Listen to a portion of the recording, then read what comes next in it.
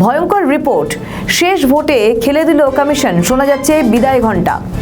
2026 বিধানসভা নির্বাচনে কমিশনের তরফ থেকে একের পর এক নজিরবিহীন পদক্ষেপ করা হয়েছে। ভোট যাতে সুষ্ঠুভাবে হয় সেই কারণে মূলত একের পর এক পদক্ষেপ কমিশনে।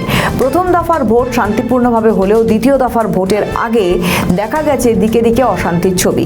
বিভিন্ন জায়গায় অশান্তির ছবির সামনে আসতেই নির্বাচন কমিশন দুটি জেলার অতিরিক্ত জেলা শাসককে সরিয়ে দেয়। দক্ষিণ চব্বিশ পরগনার এডিএম ভাস্কর পাল এবং বীরভূম জেলার এডিএম সৌভিক ভট্টাচার্যকে সরিয়ে দেয় কমিশন।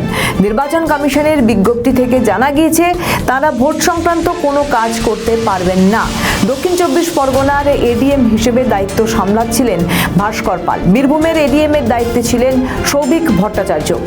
দ্বিতীয় দফার ভোট শুরুর কয়েক ঘন্টা আগে এই দুই আধিকারিককে সরিয়ে দেন কমিশন।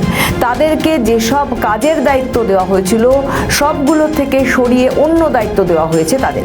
অন্যদিকে ফলতায় বেশ কয়েকদিন ধরেই উত্তপ্ত।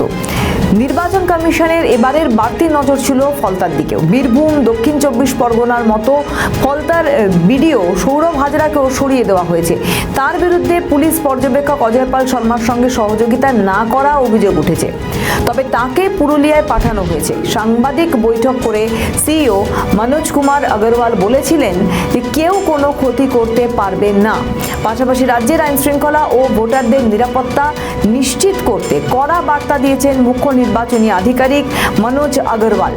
বর্তমানে রাজ্যে 25 কোম্পানির কেন্দ্রীয় বাহিনী মোতায়েন রয়েছে। সব মিলিয়ে ভোটের ঠিক আগে প্রশাসনিক স্তরে এই হঠাৎ রদবদল নতুন করে উত্তাপ বাড়িয়েছে বাংলার নির্বাচনী আবহে। বিরোধী দলগুলির তরফ থেকে বলা হচ্ছে যে নির্বাচন কমিশনের একাধিক পদক্ষেপে রাজ্যের শাসক দলের রীতিমতো আতঙ্কিত, তারা ভয় পাচ্ছে। বিরোধীরা তৃণমূলকে আক্রমণ করতে কার্যত ছাড়ছে না। কমিশনের বিভিন্ন জায়গায় বদলির পর, বিভিন্ন পদক্ষেপের পর আগামী দিনের ছবি কেমন থাকে সেদিকেই তাকিয়ে রাজনৈতিক মহল।